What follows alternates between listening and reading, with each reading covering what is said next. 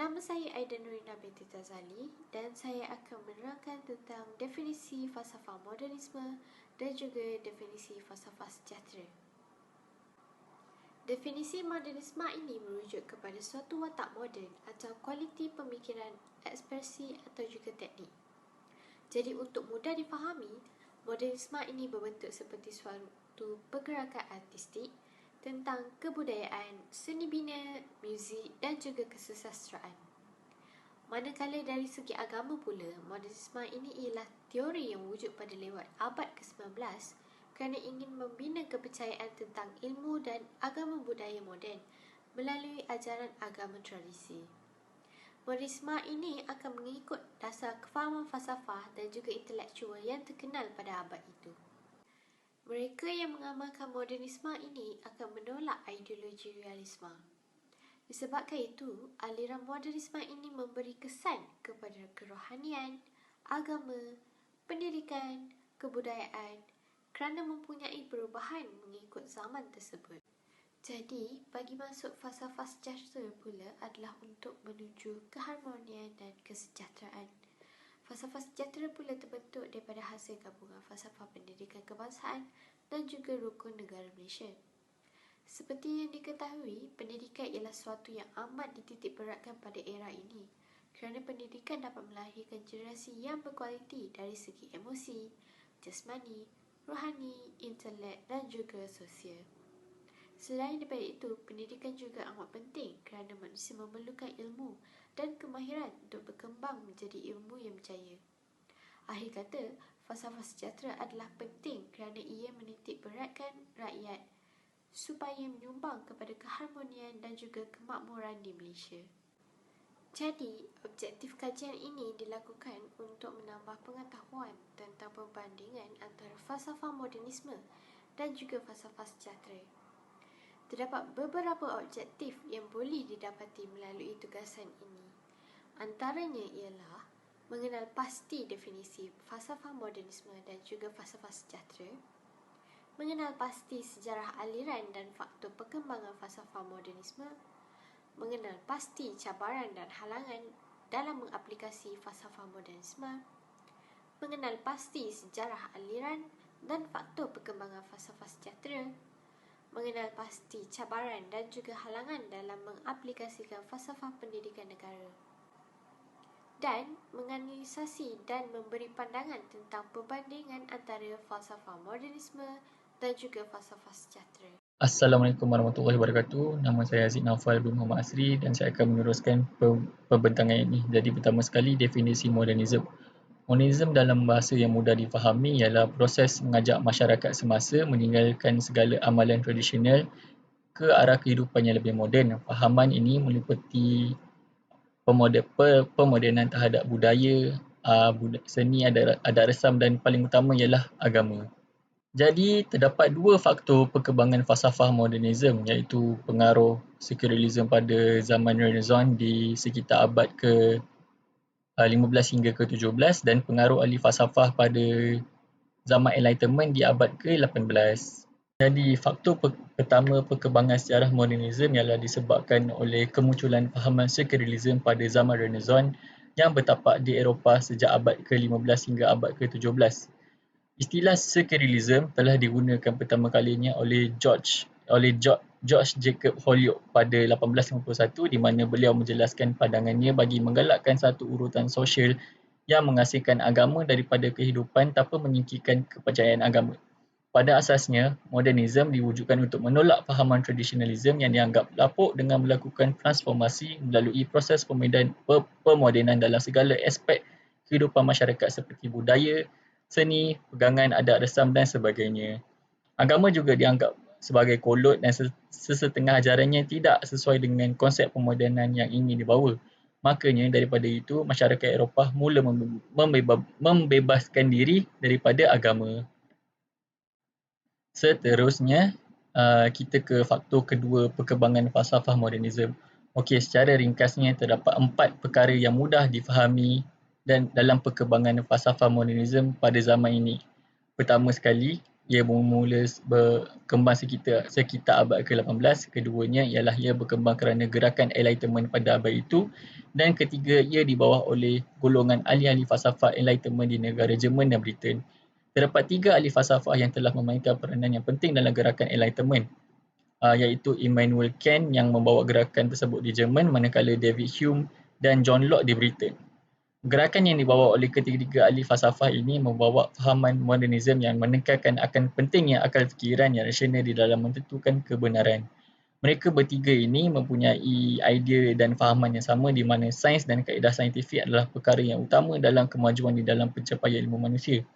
Akhir sekali, gerakan Enlightenment yang mengagungkan akan kejayaan sains dan kaedah saintifik pada masa itu juga telah menghasilkan suatu bentuk kemajuan di dalam pencapaian ilmu manusia.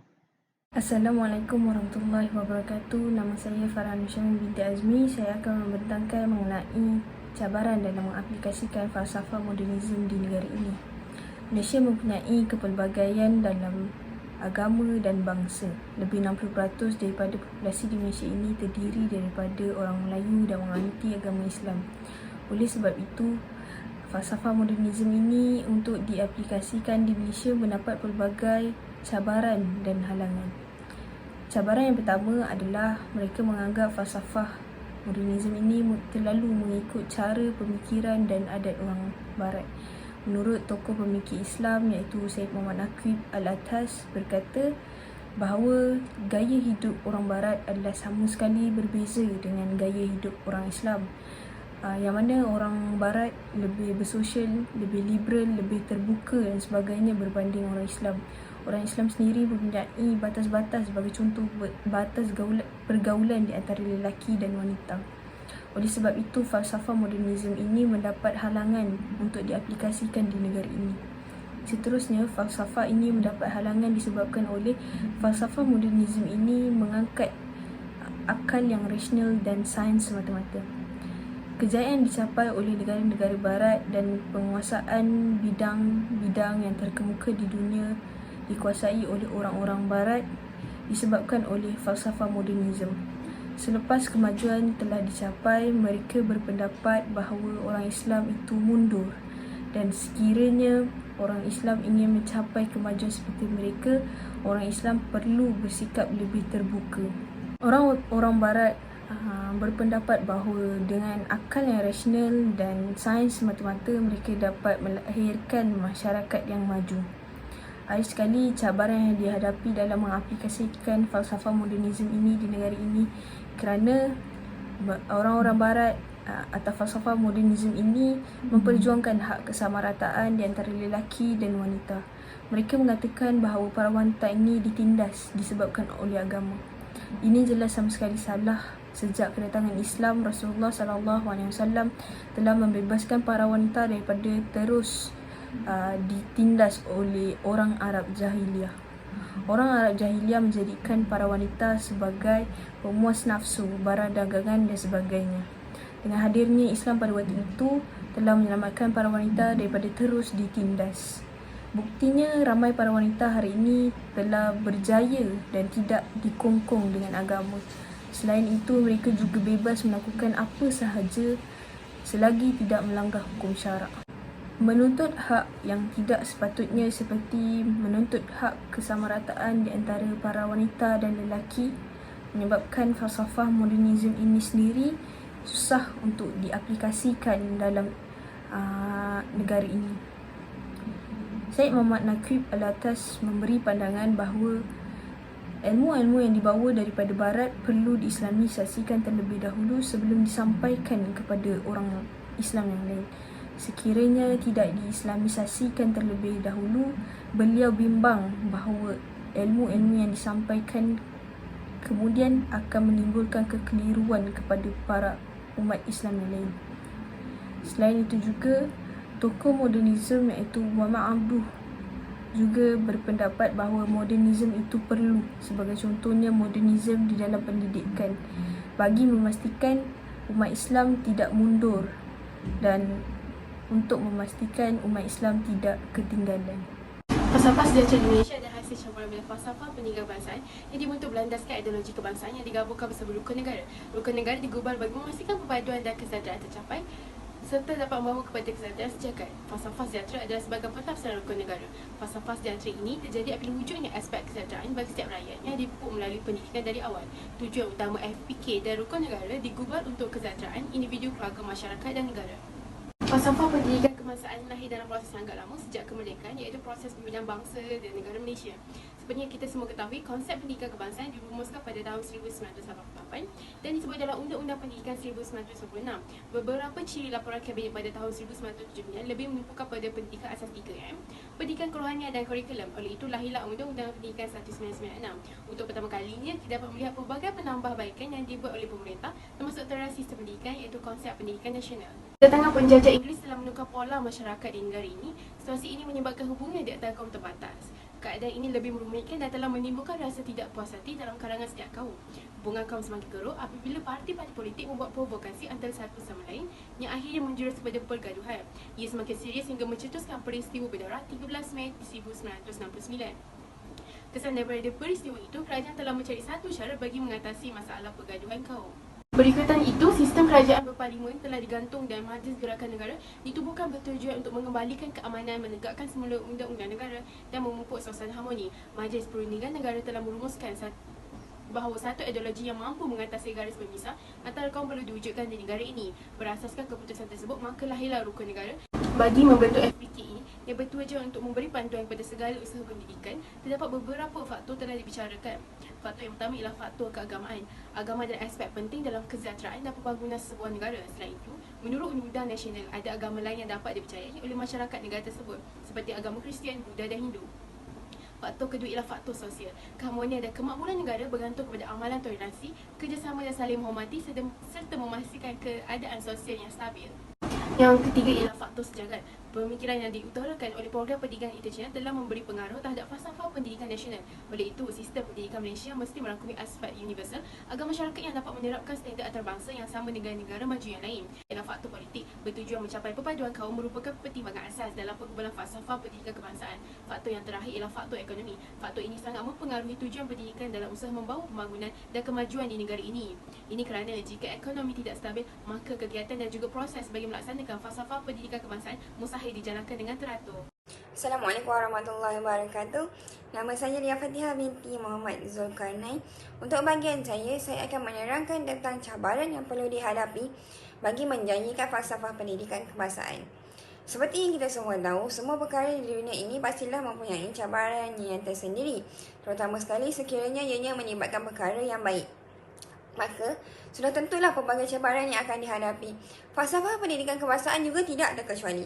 Terdapat beberapa cabaran yang perlu dihadapi bagi negara kita dalam menjayakan falsafah pendidikan kebangsaan. Cabaran yang pertama adalah sekularisme. Persoalan yang pertama adalah apakah itu sekularisme? Sekularisme adalah bentuk fahaman yang memisahkan antara kehidupan agama dan kehidupan dunia. Fahaman sekularisme kebiasaannya menolak dengan sepenuhnya sebarang unsur agama, sebarang campuran tentang unsur agama dan apa yang ada di dunia. Sekularisme merupakan suatu cabaran bagi menjayakan falsafah pendidikan kebangsaan di Malaysia kerana sekularisme telah mewujudkan dualisme, di mana sekolah agama dan sekolah bukan agama diasingkan, sedangkan sudah menjadi kewajipan untuk semua yang beragama Islam mendalami agama dengan lebih mendalam.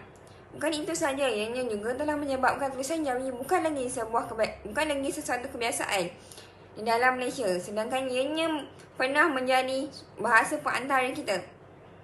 Dengan wujudnya sekularisme ini, ianya akan menyebabkan para pelajar mengikut jejak langkah negara barat seperti LGBTQ.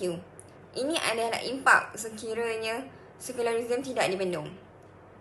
Cabaran yang kedua adalah profesionalisme para pendidik. Tugas yang penting dalam menjayakan falsafah pendidikan kebangsaan ini disandang oleh para pendidik. Para pendidik memainkan peranan yang amat penting dalam menjayakan falsafah ini kerana mereka merupakan tulang belakang kepada rancangan ini. Sekiranya para pendidik tersebut tidak profesional dalam menjalankan tugas, ianya akan melambatkan lagi rancangan falsafah pendidikan kebangsaan ini. Seperti yang kita tahu, baru-baru ini telah tular berita bahawa seorang cikgu membuat lawak lucah kepada pelajarnya, yang mana kita tahu itu merupakan sebuah kesalahan. Hal sebegini akan menyebabkan hilangnya rasa hormat dan kepercayaan terhadap para pendidik. Dan hal sebegini juga akan menyebabkan murid beranggapan bahawa perkara tersebut bukanlah menjadi suatu kesalahan. Jadi secara tidak langsungnya, ianya akan menyebabkan terbantutnya rancangan falsafah pendidikan kebangsaan. Poin yang ketiga adalah globalisasi.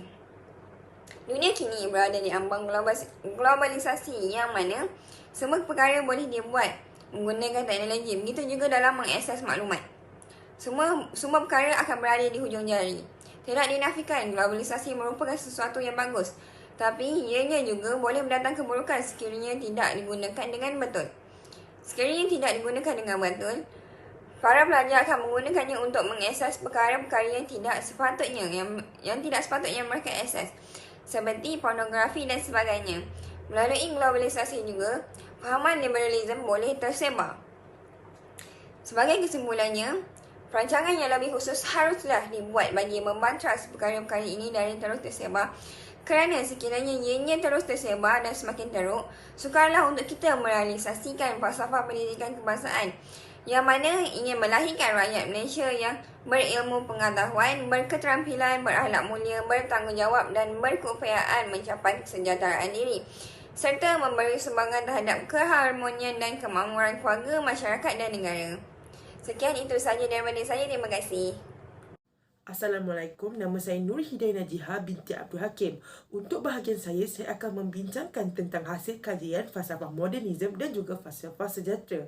Apakah pendapat kami tentang dua-dua falsafah ini? Pada pendapat kami, falsafah sejahtera ialah falsafah yang terbaik yang patut diterapkan oleh rakyat di Malaysia. Mengapa kami berkata sedemikian? Oleh itu, saya akan kupas satu-satu tentang falsafah ini. Falsafah modernisme, ia akan memberikan kesan negatif dan juga kesan positif terhadap seseorang individu. Ia akan memberikan kesan negatif sekiranya seseorang individu ini menolak fahaman tradisionalisme.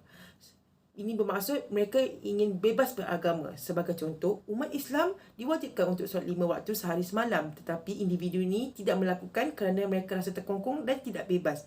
Mereka beranggap bahawa dunia sudah moden dan tidak perlu lagi melakukan perkara-perkara yang tradisional. Ini ternyata berdosa dan telah menolak ajaran Islam. Manakala ia akan memberikan kesan positif sekiranya individu ini menggunakan modernisme untuk menaikkan taraf hidup mereka. Sebagai contoh, sains dan teknologi. Islam tidak pernah menolak sains dan teknologi dan ia menganggap sains dan teknologi ini ialah sebagai alat untuk berjaya. Sebagai contoh, dengan adanya modernisasi, terdirilah bangunan-bangunan seperti Menara KLCC, Menara Kuala Lumpur yang merupakan lambang kemegahan Malaysia. Oleh itu, tidak salah untuk masyarakat untuk menggunakan modernisme ini sebagai alat mereka untuk membantu mereka dalam pekerjaan dan membantu mereka dalam kehidupan mereka. Seterusnya, falsafah sejahtera. Kenapa kami mengatakan bahawa falsafah sejahtera ialah falsafah yang terbaik? Ini kerana falsafah sejahtera ini dibina atas usaha untuk memperkembangkan potensi individu secara menyeluruh. Dengan kata yang lain, falsafah ini bertujuan untuk melahirkan individu yang seimbang dari 4 aspek iaitu jasmani, emosi, rohani dan intelek. Intelektual. Untuk membina sifat intelektual dalam pemikiran manusia, teori epistemologi iaitu teori ilmu yang menyeluruh telah diadaptasikan di Malaysia untuk memperluaskan dan meningkatkan minda manusia. Ini kerana ia diambil dari sumber wahyu, ilham ataupun intuisi akal dan panca indera. Dengan kata yang lain, ilmu dapat dipelajari dari Al-Quran dan hadis, gerak hati manusia, pemikiran akal dan juga dera yang Allah berikan. Oleh itu, sistem pendidikan Malaysia sekarang telah fokuskan kepada kemahiran berfikir aras tinggi kebat dalam setiap subjek pelajar. Bukan saja itu, pelbagai subjek yang berbeza-beza seperti subjek agama, English dan kemahiran hidup telah diadaptasikan di setiap sekolah untuk memastikan pelajar mempunyai pemikiran yang kritis dan puitis. Selain itu, untuk melahirkan manusia yang berjaya bukan saja dilihat dari satu aspek saja, malah jika dikaji dan diteliti, manusia yang cemerlang diukur dari kualiti rohaninya dan emosinya. Oleh itu, falsafah pendidikan kebangsaan telah mengadakan subjek agama supaya pelajar dapat memperbaiki pembangunan mereka dari segi rohani dan emosi. Sebagai contoh, subjek ini mengajar untuk menyedari dan menginsafi pencipta, menghargai dan mensyukuri pemberian pencipta serta membentuk dan membina akhlak mulia pelajar. Aspek penting yang terakhir ialah aspek jasmani. Pelajar tidak akan berasa semangat jika kesihatan dan badan mereka tidak berada dalam keadaan yang baik. Oleh itu, sekolah di Malaysia terdapat adanya subjek pendidikan jasmani yang memberi pelajar masa untuk bersukan dan membuat aktiviti riadah. Bukan sahaja itu, terdapat aktiviti co-curriculum yang berbentuk kesukanan, kemahiran serta keusahawanan yang dapat membantu pelajar melakukan aktiviti fizikal dan mengurangkan tekanan di dalam kelas. Oleh sebab-sebab dan bukti-bukti di atas, kami merasakan bahawa falsafah sejahtera ialah falsafah yang terbaik yang telah wujud di Malaysia dan perlu dikekalkan di Malaysia untuk melahirkan masyarakat yang berjaya, juga untuk mengurangkan jurang perbezaan dari segi sosial dan ekonomi di antara kaum. Sebagai kesimpulan, terdapat banyak perbezaan antara falsafah modernisme dan juga falsafah sejahtera dari segi sejarah, faktor, cabaran dan juga halangan bagi mempraktikkan falsafah tersebut di Malaysia. Sebagai umat Islam, kita haruslah mengamalkan falsafah yang konsepnya bersesuaian dengan ajaran agama Islam. Seperti mana yang telah dibincangkan di hasil kajian, falsafah sejahtera adalah falsafah yang paling sesuai dipraktikkan di Malaysia. Ini kerana falsafah sejahtera mementingkan kelebihan berilmu. Seperti mana yang disabdakan oleh Rasulullah SAW, barang siapa yang menginginkan kebahagiaan dunia, maka tuntutlah ilmu, dan barang siapa yang ingin kebahagiaan akhirat, tuntutlah ilmu, dan barang siapa yang menginginkan kedua-duanya, tuntutlah ilmu pengetahuan. Walau bagaimanapun, falsafah modernisme juga bukan ditentang dan tidak boleh dipakai di Malaysia. Terdapat banyak juga kelebihan falsafah modernisme jika umat Islam menggunakan dan memanfaatkan dengan betul. Falsafah modernisme ini juga diperlukan kerana sekarang dunia teknologi telah berkembang mengikut peredaran masa. Oleh sebab itu, kita juga memerlukan kelebihan yang ada di falsafah modernisme supaya negara Malaysia berjaya maju ke hadapan.